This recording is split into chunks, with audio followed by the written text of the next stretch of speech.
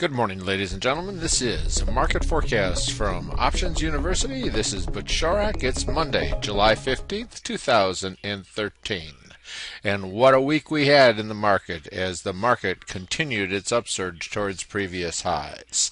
Access to this video is for educational and informational purposes. Nothing contained in this video, website, or promotional material constitutes a promotional recommendation, solicitation, or offer of any particular investment security or transaction. Options University provides educational services that are meant to teach you the risks and rewards of trading stocks and options. We're not a service that tells you what to trade. We're not implying or guaranteeing any profit. As always, do not trade with money you cannot afford to lose. As we looked at the previous week, we saw that we approached those all-time highs of the market as we entered back into the bullish phase.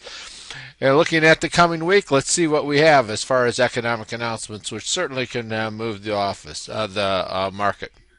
And as we see, looking at the futures on Sunday night, we're going to hit those new highs if it continues as is during this coming week. Looking at retail sales on Monday, July 15th at 8:30, and then the Empire State Manufacturing Survey at 8:30, business inventories at 10 o'clock, so Monday has a little bit of information in it. On Tuesday, we have Consumer Price Index, CPI, coming out, industrial production at 9:15, housing market index at 10 o'clock. Looking at Wednesday, we have housing starts. Bernanke speaks, which probably isn't going to cause anything to happen, as he has become very crafty in how he speaks. Thursday morning, we have our weekly jobless claims coming out at 8:30 to see what the jobs numbers were the week before. And then finally, we got the Philly Fed at 10 o'clock and economic leading indicators for the month of July, actually the month of June, coming out at 10 o'clock on Thursday morning.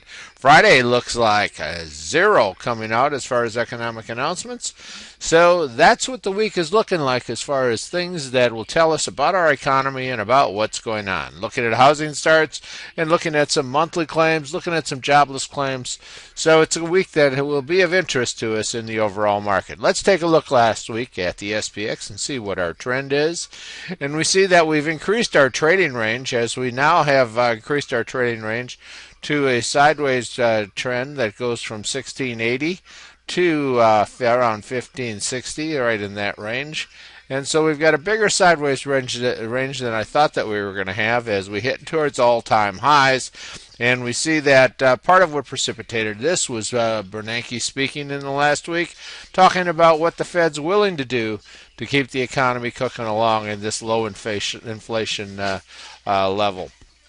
Notice we still have the 30-day moving average below the 50-day moving average as we are in this sideways trend.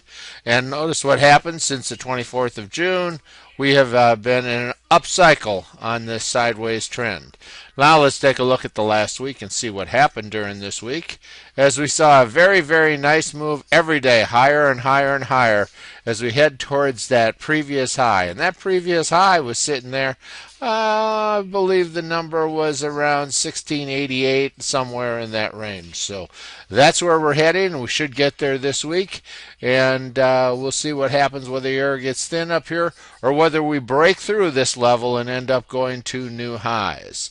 All right, with that fact, let's take a look, see what the Dow did this week. As we look at the Dow, we see that the Dow, unlike the SPX, by the way, looking at the SPX on Friday, we saw this big move take place at the end of the market to bring it up to these highs for the week. Looking at the Dow did not participate at the end of the run and ended up with what looks like a doji taking place in the Dow for last week, or for last Friday. And again, a nice little up cycle in the Dow, and headed for new highs. We'll see whether it gets there or not. In the Dow, this would end up being a triple top. In the SPX, it looked like more like a double top. Looking at the NASDAQ, we see bingo, bango, bongo, and gone. New high for the last 3 months as we see the NASDAQ break up into that 3,600 area, as it's had a beautiful run since the 24th in a nice uptrend and is now in officially an uptrend as it broke out of that sideways trend for the NASDAQ. Now let's take a look at the big winner for the year, the Russell 2000, and we see it did very much the same thing as it broke out and continued in its uptrend. Notice the 30 above the 50, above the 200, one of those symbols that tells us that we are in a uptrend. And let's take see what the VIX did, as we expect this would be pulling back as the market's pulling up, and see if it does that. And yes, it does. VIX not at all-time lows here, but getting very close. So we had a 12 over in that area, and we see we're at 1384. Nice low levels for the VIX, as there's not much fear taking place in the market currently. Let's take a look at some of the other sectors. We always begin by looking at the bond sector. Let's see what the bond sector is doing as the market is going up. And we see the bond sector is in a downtrend and continues in that downtrend. We had a gap right in there last week before last, and we see that it has not even begun to close that gap, as we're showing a bear market in bonds. All right, let's take a look at the safety haven, that safety haven of gold, and see what has happened with gold. Looking at gold, we see that we've got a little bit of a rise taking place, but definitely in a downtrend, as gold has not had any big feed into it, because there is very little fear in the market as we continue. Looking at last week, let's see what kind of volume we had looking at the market. We'll use a SPDR, the ETF for our S&P, to give us an indication, and we see that we're basically sitting there somewhere right around average volume for the week as we continue on this uptrend. All right, now let's take a look at the financials. XLF, we would expect that would increase up, and it is done exactly what we expect, as this low interest era taking place, and great support out of the Fed has certainly helped our banks and that banking industry get its feet on the ground, and will continue to do so until we either begin to see less unemployment, or we see a beginning of some inflation, which we're not seeing. We're seeing a low inflation area. So financials continuing on up. All right, and then now let's take a look at oil, and we'll look at oil. Can you say breakout?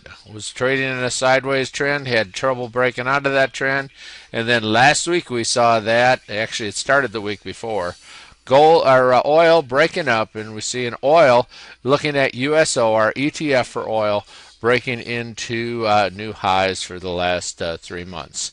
All right, so that's the market as it looks at the during the last week, and we're headed for those new highs. We'll see whether the air gets thin up here. And we've got, for those of you that are gold members, stocks to watch that we'll go through. So stick around, all our gold members. And for those of you who like for more free videos, go to www.optionsuniversity.com/free gold.